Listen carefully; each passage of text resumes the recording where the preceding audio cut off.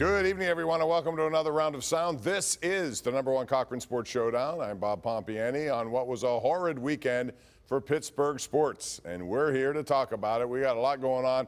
Penguins lose at home. Power play is not doing well at all. Should there be changes? Pat Narduzzi calls out his players. We'll talk about that and the loss at Notre Dame, but the #1 topic tonight on the #1 Cochran Sports Showdown will be the Steelers' loss at home to Jacksonville. And here to talk about it is your panel tonight. We have Andrew Fillipponi from the PM team. Every day, 2 to 6, 93.7 The Fan.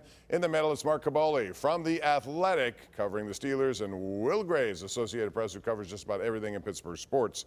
Pony, I want to start with you on this, and we have a lot to get into, but I want to talk about just the officiating in this game, because Deontay Johnson afterwards pretty much came out and said they basically wanted the other team to win, and he wasn't, at all holding back, which maybe is going to get him in trouble with the league. Your thoughts on that? I loved it. I mean, $50,000 going to get taken out of his 30. I mean, Jalen Warren got fined $48,000 for barely touching somebody. That's 2 fines he's given. I know, it's just crazy on a sidebar tangent, but I loved it. I mean, if you watched the end of the first half and you felt like the Steelers got robbed, at least I did. I mean, to me, it was the most egregious call in that stadium since what happened with Jesse James against the Patriots. They took 3 points off the board. They also ignored a play where your starting quarterback got badly injured.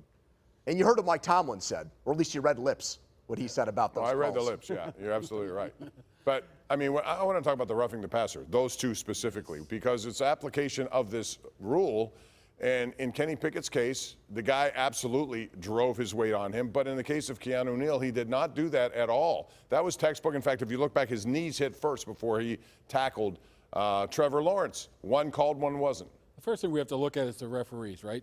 It's a rookie referee. He's only had, 6 games under his belt. He's the one that makes those calls, so he's probably not quite sure in the spur of the moment what to do. But you're absolutely right. I can see why. Well, maybe you're not right. I don't even know how to answer this, but I do think the reason why they did call it on Keanu Neal was because of the look of driving him into the ground. Maybe. And the other one wasn't? No, I don't think it was.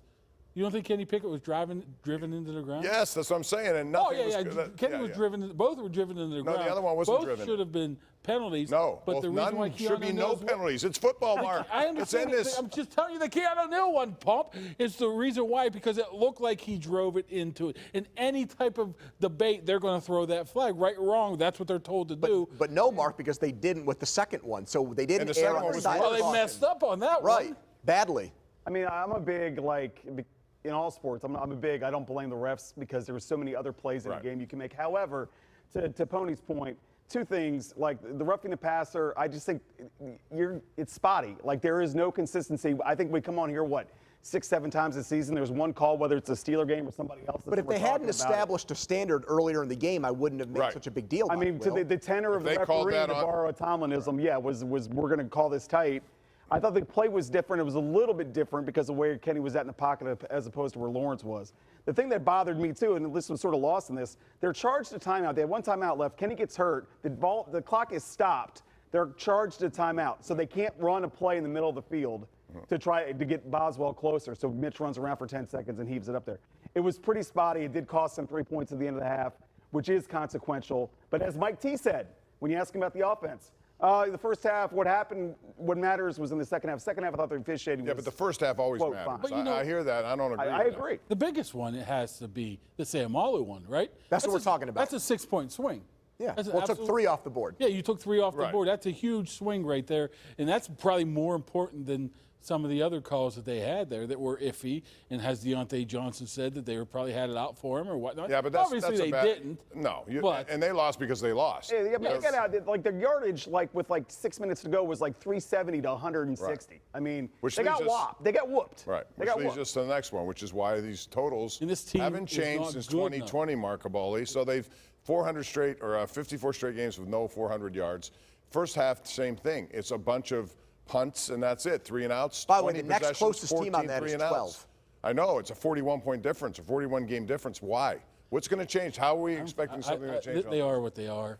I think I'm at the point right now is nothing's going to change to be a drastic better team right now. I'm not too worried about the 400 number, so to speak.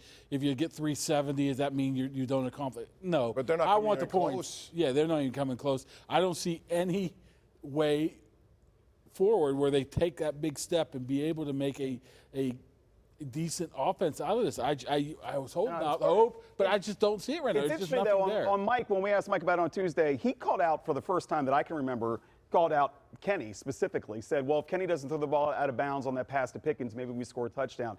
If there are plays to be made, and heck, the first play, Right. Johnson's open down the middle of the field and he drops the ball.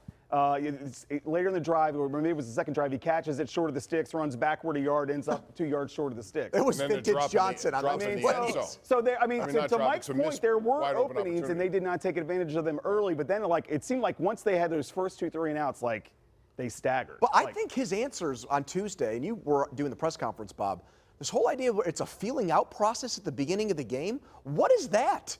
Where the first 15 plays aren't scripted to score points. It's to get an idea of what the other defense is doing. If you're out there for only 3 plays, what are you really finding out? They're going 3 and out on those plays. And everybody I talked to afterwards basically debunked that, to be honest with you. Debunked what? His theory of filling out the defense. Well, so why is he making excuses for their offensive that's another struggles? Where is the urgency here? It's ridiculous.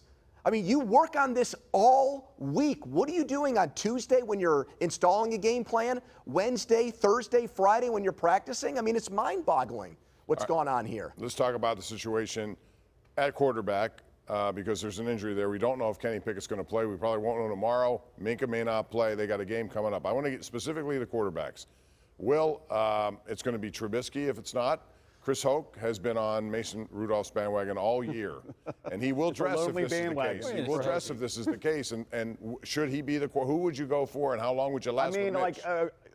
I like Mitch. I think I tweeted during the game. When he gets out there, because what's he got to lose? What does Mitch Trubisky have to threw lose into if he's triple bad? coverage. Is that? But then what did he do before that? He took him right down the field, right? But then what And did he runs around to do? make plays. So I think he's. But what did he do in a 2-minute drill when every play was a check down dump off and the clock's running, dude? Well, 'cause That's not live by the sword, die by the sword, air it out. I and think take there chances. is a little more of a. I think he's willing to take risks that Kenny isn't, and then maybe that's what the offense needs.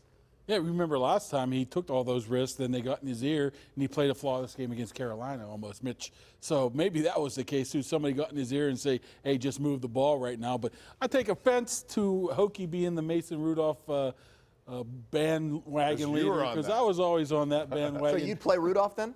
Not this week because it's a short week. Why though? That He knows week. the playbook inside Yes, and out. but I think Mason would give him a better opportunity. I would like to see him get one more chance, see what he can do. And he We can know what run Mitch can behind do. that, and he can move, and Mason can't. And that offensive line is not. He can move all right. We got to go to a break on that note. When we come back, we'll talk about some of the other things going on in the AFC North, and we'll also get into the run game. And it's totally disappeared for the Steelers based on what you may expect from having guys like Jalen Warren and Najee Harris. Not much there today. We'll talk about it next.